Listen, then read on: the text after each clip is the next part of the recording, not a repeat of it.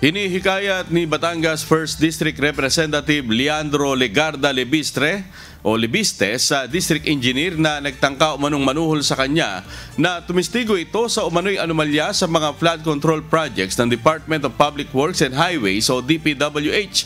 Kasama rin sa hinihikayat ng mambabatas ang iba pang kontraktor na may alam sa umano'y nangyayaring katiwalian sa DPWH. Ayon kay Congressman Lebiste, hindi niya isinasantabi ang tangkang panunuhol ni DPWH District Engineer Abelardo Calalo. Ngunit naniniwala siyang malaki rin anya ang maitutulong nito upang matuklasan at mabunyag ang iba pang korupsyong nangyayari sa ahensya.